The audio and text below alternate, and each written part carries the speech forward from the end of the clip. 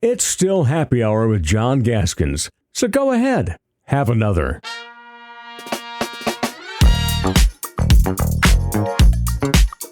Let's get a glimpse inside the life of a mid-major head basketball coach. He is Eric Peterson, fifth year at the University of South Dakota. He is heading into his fifth year, and of course, year 3, 19 wins.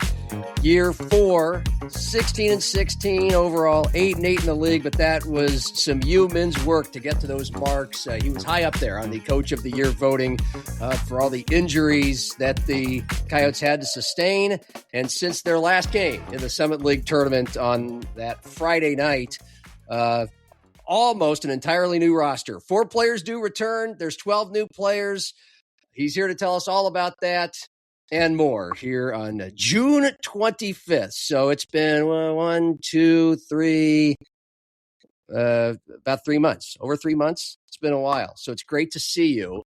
Have you had a chance at all to take a vacation or kick back and relax? Or has it just been pedal to the metal? Not yet, but over the 4th of July, I do plan to get away for a couple of days. We're going to give our guys a small break. And then we try to take one family vacation a year, and we're taking one this year to Myrtle Beach, South Carolina. My wife went to school in South Carolina. She played at USD Upstate for volleyball. So we do plan to get away a little bit, but it's been a busy spring. You know, you're trying to replace guys on your roster. The portal's been a little bit crazy. And then, you know, every spring you have some turnover with staff as well. So, you know, try to find 2 assistants. And so it's been busy. You know, like I said, we signed our last kid on a Saturday and we started practice on Monday. So it's just kind of one week ran into the next. And sometimes it's like, hey, what day is it right now? Where are we at? Yeah. It's been really, really busy. Yeah. Well, besides busy, how would you explain what it's like to go through the emotions and just the whirlwind? You're not alone. I mean, North Dakota State wins the league tournament, loses most of its roster. So it's the life of a mid-major coach. Beyond busy, what's it like to go through? Yeah, I think it's becoming the norm, you know, and I think each year you lose more and more. You know, the first 3 years I was here, we lost an average of 3.6 transfers per year that, you know, left. And now, you know, we lose 8 this year that went somewhere and played. And I think it's going to become more common. I think a lot of people were hoping that there'd be a one-time transfer deal with the 5-for-5 that just happened. And obviously that didn't happen, but it's becoming the norm. And I coached JUCO for 7 years, and I'm not saying this is a JUCO or we're JUCO, but it's helped prepare me a little bit where, you know, every spring you're working on your roster. And when I was a junior college coach, we'd sign players in August, right before school started. So, you know, that's helped me a little bit with this. Haven't had a whole lot of time to reflect. Honestly, we were practicing a couple of days ago, and I told Matt Merkin, our assistant here, that, man, it's kind of nice just to be able to practice, you know, because when we went through it, we were playing with 7 or 8 players, and we had coaches out there in scout team jerseys, and we were trying to, you know, do some breakdown drills, but we really never got to play 5-on-5. And that's the first time I really had time to step back and be like, man, like what we just went through was pretty wild, a huge anomaly. But now it's full steam ahead. We got 16 guys. You know, a couple are coming back from injury, but it's great to get back on the floor, coach our guys, you know, play a little 5-on-5. And it's just been too long since we've done that. But it's part of college basketball now. There's some coaches that, you know, love it. Some coaches are saying, hey, I'm not doing this anymore. I'm just going to go be an assistant at a high major level. I'm going to go Dusty May. I'm going to go to the NBA because I just want to coach. I don't want to deal with some of the stuff that's going on at our level. But, you know, hopefully with some of these new rules, it settles down a little bit and there's a little bit more structure to what's going on.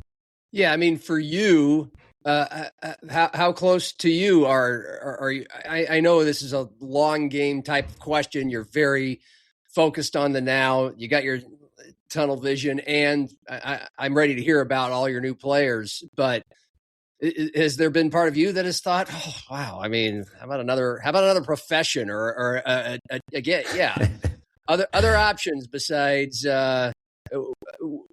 the life of a mid-major head coach, which, as you know, you've said is like being a junior college coach. You're just constantly turning over the roster. It's a harder, busier more days out of the year job than it probably ever has been. Has it taken a toll? I haven't really thought about it. There's opportunities every year. Like people call me, do you want to be an assistant again? And I'm here. I love this place. This is where I want to be. I left a high major assistant job with one of my best friends at, I think a top 25 job in the country to come here because we've never done it here. We've never made the NCAA tournament. And I was here for 4 years as an assistant and we were close. We just didn't do it. So, my boss used to always say, be where your feet are at. Like my feet are here. And that's what I'm 100% focused on. And, my family loves Vermilion. We love raising our kids here. We love the community. It's a really special place. And I think a lot of people that don't live here or have never lived here or gone to school here don't quite see that. But then when they come and we have assistants leave and go to other spots, or kids come here and they transfer, they're all wanting to come back. They're all, I really miss Vermilion. So I think we're in a great spot. I really like our team. So that thought has never crossed my mind. Well, one of my favorite day trips to take around here is to Vermilion, play the bluffs, love the course. And then there's some good food and establishments downtown that always are great after the round. I'm with you. And I love the athletic facilities there. And, you're saying the same things that Carrie Amy says. And of course, your boss, Jon Schemmel says, and even Robert Wagner before he was no longer the softball coach, and Shannon Pivovar, who replaced him, that they all say that about Vermilion. You're entering the final year of your contract. And what was your reaction when you found out it was not being extended beyond this season? Well, I think that's partially true. I mean, there obviously is a chance next year that we meet again and things go as planned, as I plan. So I think, a lot of people just took it as, hey, I'm not coming back. And that's not true.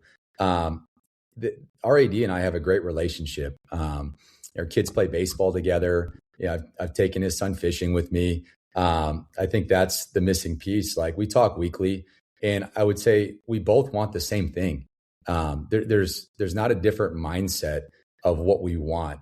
We both want to win and we both want to cut the nets down in Sioux Falls. And then other than a hiccup last year with the injury piece, I think we've seen growth in our program every single year. We finished fourth with 7 to 8 players this season. 2 guys we picked up at semester that hadn't played in 9 months. We were down 8 guys that were done for the season. And we finished fourth. I'm proud of our staff. I'm proud of our team for doing that. We had a great team built, team that I thought could win 20 plus games. We won 16 with 8 players with some key pieces that were missing. People that truly understand and know basketball know how crazy the injury piece actually was. But I mean, our guys were so disciplined and I thought we had such a great culture. We didn't bend or break with it. There's so many people that thought we were not going to win another game. And that was, NDSU, St. Thomas, when we had 7 players and added those 2 guys. And then when we lost Isaac Bruns, top 10 scorer in the country, everyone's like, they're really not going to win another game. And we went down to Omaha and beat them on the road. So really proud of our team. But when you look at it, over the last 4 years since I've been here, John, we have the 4th most regular season wins in the league. So we're 4th, right? Since I've been here. This year with those players, we lost to NDSU in overtime, team that won the league. UND took second. We had 3 shots to win it at the buzzer and just missed. We were up at versus St. Thomas at halftime. We swept South Dakota State for the first time in 30 years and won at their place since first time since 2001. We broke GPA records every single year I've been here. We finished with a 3.3 GPA. Our team puts in more community service work than we've ever put in here. We've signed the highest ranked player ever in South Dakota history this past year, a top 120 kid in the country. So I'm confident what we're doing here. There was a small hiccup last year, but it's full steam ahead this year. And we got a lot to prove. And that's why I'm here. Yeah, I mean, everything you rattled off again put you high up on the list toward the top of Coach of the Year honors. And certainly if your contract, if we learned it had been extended, all of us would go, job well done, Eric, you earned it. So, what were you told was holding you back from that happening? Yeah, I'm not going to go into details about that. I don't think that's appropriate out of respect to our athletic director in our program. The people that I will talk to that about are our AD and my agent. I think that's the appropriate thing to say. But yeah, we need to win. Did we do it at the level I thought we could have this year? No. Were there some crazy factors that played into that? Absolutely. But like I said, I thought we had a really, really good team built, and we still probably overachieved based on what our roster looked like. So I know the expectations here. You take a Division I college basketball job, you're expected to win. And that is our goal 100%. And it's never changed since I've been here. So, you always get into it knowing that there's a risk that, it could not work out. And, I was willing to take that risk because I love this place. And I truly believe that we can do it here. That's last one along these lines then would just be, of course, the goal is to cut down the nets, be the first team that does that in Sioux Falls at USD, reach the big dance. But have you been told what it would take to keep you going at USD after this season? No, we haven't talked specifics about that. I just know we have to win more, and we have to, keep putting a really good product on the court. That's number one. And on top of that, we have great kids. Like I said, they go to class. We broke GPA records. We serve the community. On top of that, that's all great, but we have to continue to win. Yeah. I want to talk about putting together this team that you think can do that. But we'll retrace our steps. I mean, most Coyote fans who are keeping track step for step were aware of, again, something that's pretty common. Your best player, the league's leading scorer, Isaac Bruns, he goes to USC. That's the headliner of the departing portal class. Jordan Crawford to Missouri. That's a good land for him. And then it goes, on down the line with guys like Bunton and McIntosh. But, when a player's telling you they're jumping in the portal or considering it, what kinds of things do you tell him? Does it differ from player to player? Do you try to discourage? Do you try to help them land in the best possible spot? How does that work? Yeah, I think every coach does it differently. With me, I always think there's a chance that they do come back. Now, it might be where, player gets in there and thinks they do have a chance to come back, and we take two kids at his position, and then there's no chance. So, when they tell me that, my biggest thing is find the right fit. If they're successful here, that means they did find the right fit and they did pick the right style of play.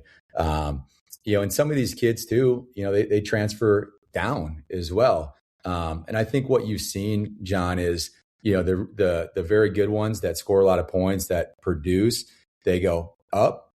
The kids that don't play a whole lot go down. And then you kind of keep that middle ground. And if you can keep that middle ground every year, I think you're in good shape. And we sort of kept the middle ground with our team. But, find the right fit. This is a small coaching world. I mean, you typically know every coach around the country. You know their style of play.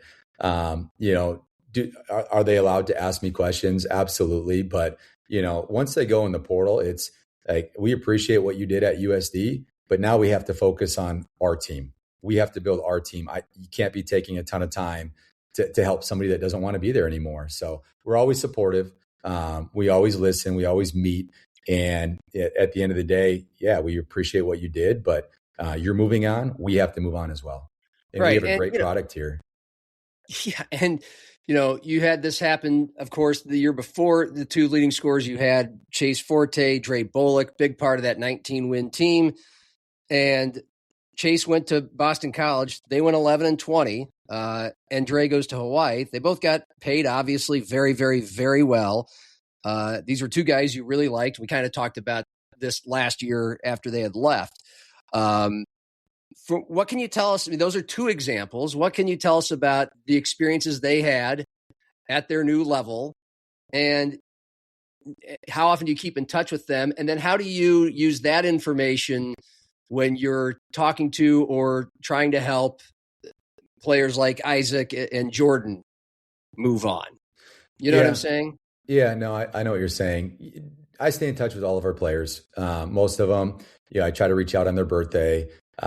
Throughout the season, you can send a text like, you watch them play on TV, great job, whatever.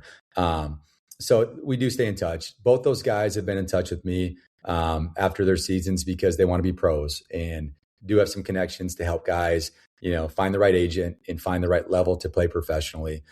So they have been in touch. I do not, sit in here and sell it to recruits. That's not what I'm about. I'm about our current players and what our program can help them do 10 years from now, not just 1 year from now. So I know some coaches do that. I don't do that. But, the best part for some of these guys is like they played with each other. So they can call them directly and say, tell me about your experience. I don't relay information back and forth. Once guys leave, I'm super focused on the current guys. And if they want to reach out to those former players, absolutely. But again, it just comes down to finding the right fit and what they want. And, if they say, I want this and I'm okay, coming off the bench and playing 10 minutes a game, then go for it. Dre went to a spot that he thought he could play a lot and they played in the NCAA tournament. So everybody's a little bit different, but, there's too much going on right now, John, where you're trying to, we brought in 12 players. Like I'm entirely focused on our team. And that's where my attention needs to be to give our program the best chance to win. So it would be safe to say, though, that some of the guys have great experiences. I assume being a part of an NCAA tournament team is an awesome experience. And being on an 11 and 20 team like Boston College, both of these guys, have 10 or 12 points. They did play. They did get to contribute. But you have more personal experience than most of us who can say, sometimes it's going to work for you. Sometimes the grass is greener and sometimes it's not, I would guess. Yeah. And it's what you want. Do you want more money to maybe have a different role, or the team is maybe not very good? Or do you want to take less to, play for a team that you think could be the best team in the league? And it's always about what's important to you. And that's the question I always ask in the recruiting process as well. What are the three things that are most important to you in this process? And then I know from a student athlete that's considering the University of South Dakota, if we're a good fit or not. And I'm sure it's the same way at other levels. And I'm sure the kids are going through that in their mind too. What's important to me? And then, you can't have everything unless you're a 5-star, unless you're the top transfer you can't have everything. There's no way you're going to get that. But, if three things are important to you and you can get two of those, then maybe that's the right fit. So there's kids that make mistakes all the time. There's kids that have been in the portal that have asked to come back, John, and we've already filled their spot. And coach, I made a mistake. There's kids that have left and gone to other schools and said, man, I wish I would have stayed. Like, I made a huge mistake, coach. Is there any chance I can come back? You hear that all the time. That's happened to us. But they're grown men and they need to make decisions for themselves. And most of them do. So, I can't be mad at them for making that decision. Coaches can move all the time. You see coaches moving every single day. Coaches are leaving in June. So to be mad at somebody for that would be silly. You try to support them the best way you can, but going back, you try to just, put as much time into your team as possible, because that's what's really important as a college basketball coach. Yeah, it sounds like a gamble. Some players try to come crawling back. That's interesting. But you basically started, you have 4 players returning, and these are some contributors. Doetzler and Bucelis and Kaiser. So that's I want to emphasize that. But yeah, otherwise you hit the ground running and you have to replace I guess 3/4 of your team, basically 12 new players. So just kind of start from square one. What was your strategy? What was most, and who was most important to you first? How do you put together this new roster from square one? Yeah, it started last summer when you're recruiting high school kids. I think it's really important. We've always filled whatever scholarship amount we've had open. We've always tried to fill that with high school kids. I think that's really important. We're trying to recruit good players from the Midwest if possible. We got a top 120 kid out of Chicago and Michael Neat, who we were on early and he kind of blew up late. And then, Marvin Richard III from Pine Ridge, who's looked really good in practice so far, really targeted, those 2 kids. And then, once you look at the Midwest, you got to start branching out a little bit more and a little bit more, because we do want the best players that we can get from the Midwest. But every once in a while, there's an outlier. We've had kids from Texas on our roster. We've had international kids on our rosters. So the high school thing, I think, is really, really important. You don't want to go get, if we didn't get those high school kids, you don't want to go get 12 kids out out of the portal. I think the chemistry is really important, John. So like you're trying to get 12 kids and it's hard to play 12 guys, right? So the more you can kind of separate your classes and balance your classes a little bit more, I think that really helps. Now, are you going to keep kids for 2 or 3 years? I hope so, but is that realistic now? Probably not. So once we got those freshmen, I think the most important thing you can do, or the hardest positions to get, I should say, but are still important, are point guards and big kids. It's just, they're really hard to find. Big kids that can walk, chew gum, dribble the ball, put it in the hole are really, really hard to find. So, we brought in 3 6'10" or bigger kids, a junior college kid in Tyler Nedelecki, who actually signed or committed during the year and signed in the spring. We brought in JTT, we call him, from Creighton, 6'10" kid that we actually played against their first game, our second game of the year. And I got to watch him play in 2 exhibition games because we agreed to exchange the exhibition film. So not everybody got to see that around the country, but he played in our game, and that was the only game he played in. He broke his foot. But he played Cam Fens very, very well. Cam could not score against him. And so when he came on the market, I was like, absolutely, we need to go after that dude. He moves well. He's an unbelievable defender. He scored a little bit around the rim. Just saw tremendous upside in him. And then the other big we brought in was Steph Van Bussel, who I watched overseas when I first got the job here. Didn't get him. Went to St. Louis. Ended up at Duquesne. And some of these guys just are not okay being backups. They want to play more. And our level provides that. And then finding some point guards. Cade Kelderman from Iowa State was their backup point guard last year. This year was probably expected to be their backup point guard, but they had a really good freshman that kind of took off. And same thing, Cade just wanted to go somewhere that he could consistently get on the floor. Cade is tough. He's physical. He can really share the ball. He's been one of our best defenders in the first 2 weeks. So those 2 spots were really important. And then about a week ago, we picked up Kaius from Pacific, who is from Lithuania. Obviously, we have Vince Buzelis on our roster from Lithuania, huge family name in Lithuania, with his brother Matas playing in the NBA. So there's a natural connection there. He had 100 assists last year as a backup at Pacific. That's a crazy number. And we knew we needed a guy like that on our roster. And he's been really sharing the ball and running our team the first couple of weeks. So those 2 spots, really, really important. And then on top of that, we're just trying to find the best players that you can get with the resources you have. Everybody talks about resource. My thing is be resourceful with the resources that you have. Just be resourceful. So how can you piece your roster together based on the amount that you have and how to put a team together? And I was big this year, John, and I know there's a lot going on in the portal. The process is sped up a lot with recruiting. In the past, and my former boss as well, we've been big time relationship people where it takes us a while to get to know somebody and offer them, where now you have the portal and you might have to decide within 2 days if you're taking that player. So my thing was, let's do more research from the jump. Let's surround the people that know him and let's get information about them so we can make a decision quicker.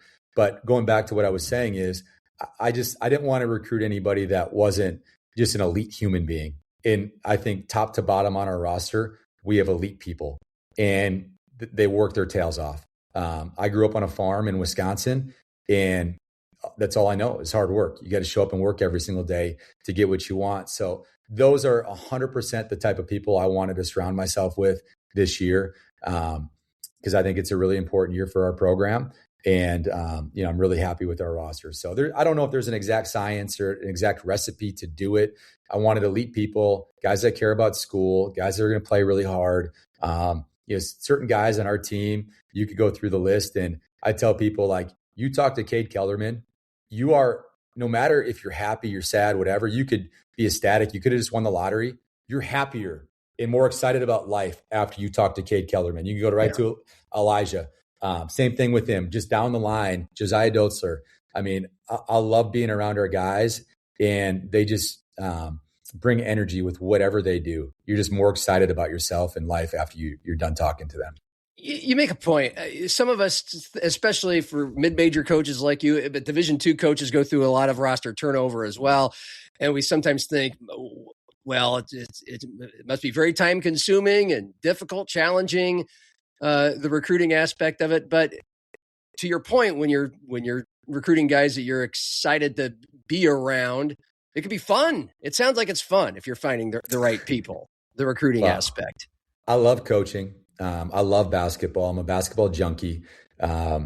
And when you recruit like-minded players that are like you typically have more fun with it. So every year, I think our roster is trending more that way. Practices, maybe I'm more excited about practice because we really haven't had a true practice since like November with the full team. Yes. But they're guys that I love being around that, it's probably the closest team so far that I've been around in my career, just with them doing stuff together and just the energy that they give each other and the connection they have. They've made that pretty quick. So just a great group of guys, but now we need to get better on the floor. The interesting part is you bring in 9 transfers and 3 freshmen. There's 12 guys right there that have all done things differently wherever they've been. They've guarded ball screens differently. They've doubled the post differently. So, the first week you're kind of pulling your hair out. Like, I love these dudes, but we don't know anything yet. And now this week it's obviously looked much better. And hopefully, every week gets a little bit better, heading into our summer break. Yeah, it's a lot. And from reading Zim's article, which I recommend people to do if you really want to get down into some specific strengths, qualities, stats, performances, information about every player you've picked up, that's there at SiouxFallsLive.com from just 6 days ago. And you gave us a great rundown just here. But I gathered, for one, you're talking about grade A human beings. Also, a lot of these guys have won a lot of games, whether it be in high school or other places they've been. The other component, of course, it appears, is you're still trying to fit this into the very clear identity of USD basketball until everybody got injured last year. Yeah. Incredibly up-tempo, tons of pace, 94 feet of hell type of thing. Is that what you plan on still doing? Yeah. And is that how you recruit? I think every year as a coach, you have to keep tweaking things and get it right. And there was, part of what we did this past year that I really liked. We took a huge jump defensively. And you can look at the roster makeup. 2 years ago, our press was really good. And then we lost Cam Fence, who was the anchor and the rim protector at the back of the press. And, the last 2 weeks of the season didn't work great. Right. And I didn't think that we could change it within 2 weeks. Well, last year, we're playing K-State and we're shorthanded. And I thought about doing it 2 days before the game. And I'm just like, man, this is the last game before Christmas break. Can we really do it?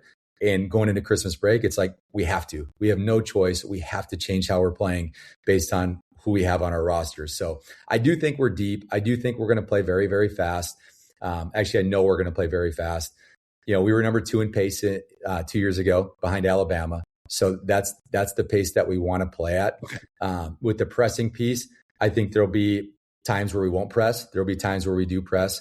But I do think that needs to be somewhat of an identity for us because if we truly want to be the toughest team, we have to, when we get between those lines, we have to show like we're gonna guard you guys. We're gonna apply some pressure the length of the floor and force you guys to really take care of the ball.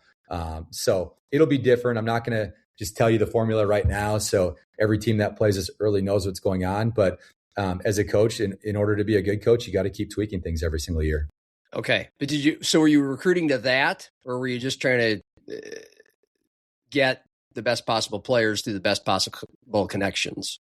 Well, if I didn't think they could play fast or couldn't play fast, I wouldn't have recruited them here. I think that's important. But does every kid fit, hey, we're going to get up and guard the ball the length of the floor? No. But we have some elite guys that can do that. And those should be the guys that are guarding those ball handlers the length of the floor. So I think you have to look at your roster and you have to put guys in position to be successful.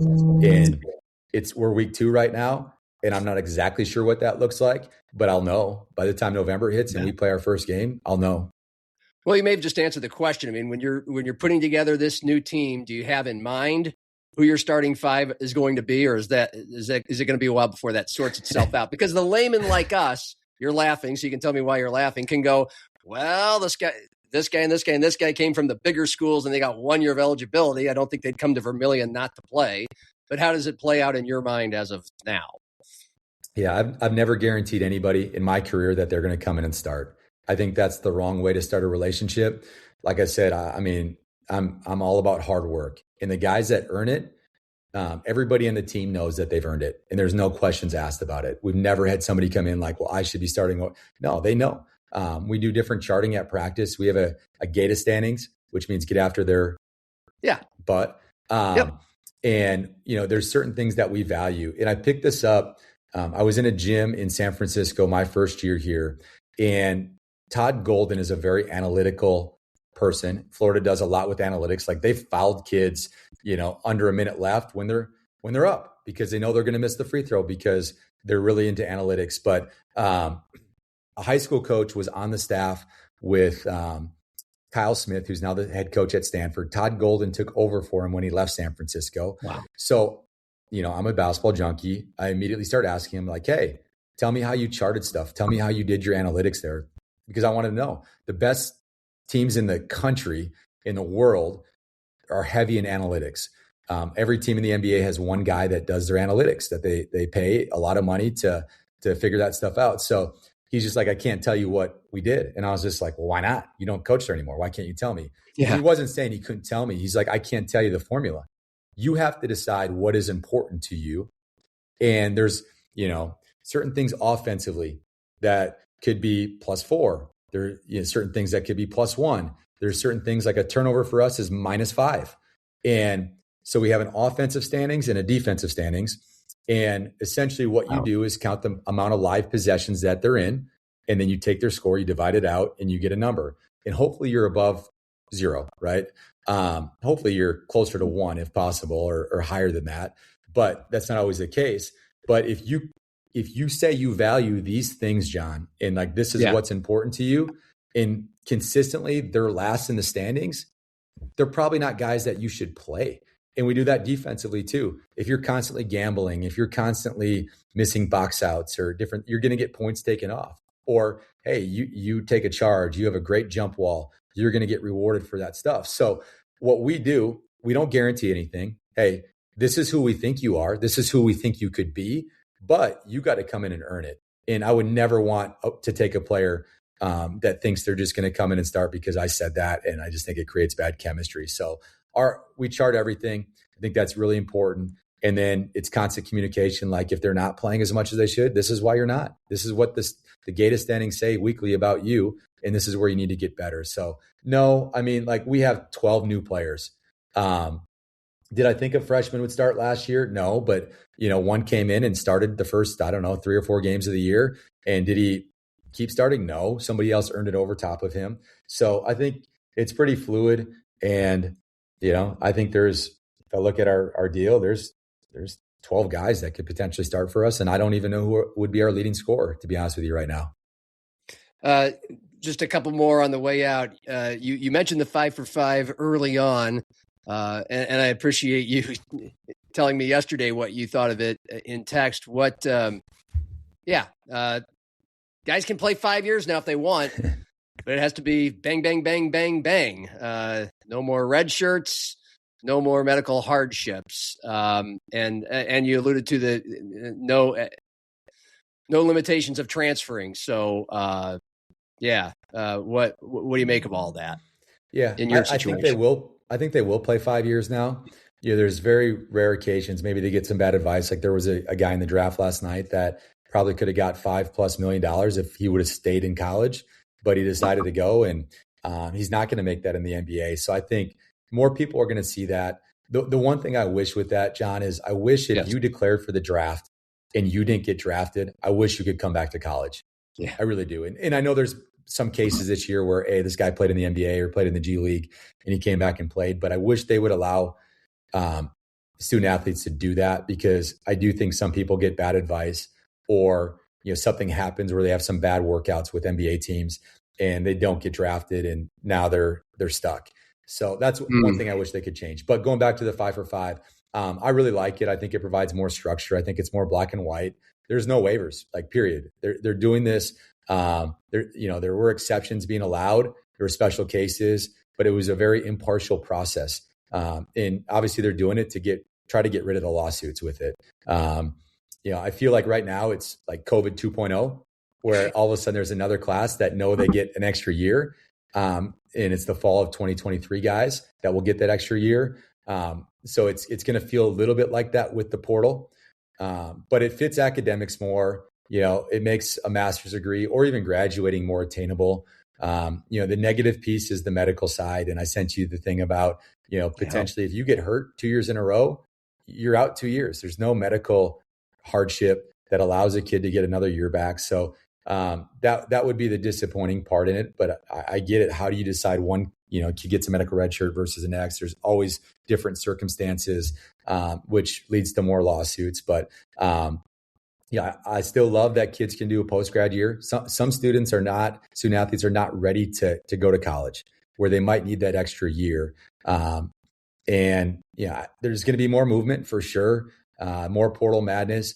But right now it's going to be a lot of madness. But in a couple of years, I think everybody will look back and say this was the right thing and it was the best thing. And I did talk a little bit with you about I think we're going to get better high school kids at our level. I think the top high major schools are all just going to trade players or go internationally for their high school kids that maybe have played in pro programs, where every year I've felt like we can get better high school guys because it just trickles down. So it's a great thing with us or for us in our level. But overall, I like it. I just think it provides much more structure. Cool. And a guy like Dotzler, who had 2 years of what would be considered medical hardship. So is he protected, like grandfathered in, or does he lose those 2 years because of 5 for 5? Yeah. And honestly, that's a good question. I just hit up our compliance guy yesterday about that and told Josiah, hey, let's sit down and meet so we fully understand what's going on. I think you can opt into an old model or take the new model, whatever fits That's right. the student athlete the best. And we have to go through some of the things that happened to him at St. Louis, where he was at, in a situation here. So I don't have an answer to that right now. Yeah. But I mean, we're going to find out because obviously he's going to want to play as much college basketball as he can. Yeah. I mean, that's what I recall you can work it to your advantage. It sounds like for now, for these guys that are in limbo and just kind of there while this whole thing gets passed. And by speaking of compliance, your boss, Jon Schemmel, I think is pretty thrilled about less compliance work and paperwork for the athletics staff to do, and that probably would include you as well. You have less paperwork to worry about, I'm guessing, or at least dealing with kids about that. There's paperwork for us, but honestly, you always question like how can the NCAA keep up with all these waivers, and then they're going to court with stuff. So I just think, like I said, it's black and white. There's no more waivers, period. It's done. Like you cannot apply for a waiver. I don't even know if there'll be a form or anything to submit or a website that you can submit something to. So, it's going to obviously help the NCAA, their employees, their staff members, and ours too. Yeah. All right. The last one is, does it, we talked last year throughout this kind of spirited, impressive run you guys went on with that MASH unit last year. The big wins and the almost wins, and how it's like a movie that you're in right now. And the happy ending was hopefully cutting down the nets in Sioux Falls. That didn't happen, but it was still very inspiring. Do you feel like the situations we've talked about that you personally, plus this team, a new team is walking into this year, clearly at this moment, you're very excited about it? Does this feel like another movie coming on? Yeah. I hope it is. I hope it's, that you always have that hope. It's really early right now, but the expectation is to win the league and make the NCAA tournament. And I'm fired up every year I get to coach. I'm 43 years old and I show up every day to work. Like, I love coaching college basketball. I love coaching basketball. I love being around people. Like, my thing is, I knew I had to do something around people. And everybody says like, oh, the transfer portal stinks. You're losing guys every year. And my spin on it, John, is if I coach 10 new guys every single year, that's 10 more people that I get in my circle, I get to have in my life that I get to impact or influence in some way, shape, or form. And that's a positive to me. Like, that is awesome that I get to be around those people on a daily basis. I get to see young men get married, have kids, go through life, mature, get great jobs, get promotions. All that stuff's really important to me. So I'm fired up every single day that I show up to work. I love this place. This is my dream job. I wouldn't want it any other way. And so when I get to put the whistle on and walk in between the lines at practice, it's fun, it's exciting, but the expectation is let's cut down the nets. There's a reason why we're all here, and we're all here for the same reason. It's going to be fun to watch. And those in my profession are supposed to not root for guys in your profession, nor against you, at least publicly. But it's going to be awfully hard to not be happy for you if this all goes well. So good luck and congratulations on all that's happened in the last few months. And by the way, for those non-Coyote fans listening in, we're hoping for the same for the other PD up north here. So it's good for us to see good basketball around here. So we all hope it happens. So appreciate you telling us all about it today. Thanks for having me on. As always, go Yotes. All right. Stay right there. He's Eric Peterson, USD basketball coach, for video producer Cordell Wright. I'm Jon Gaskins. Happy hour and cheers.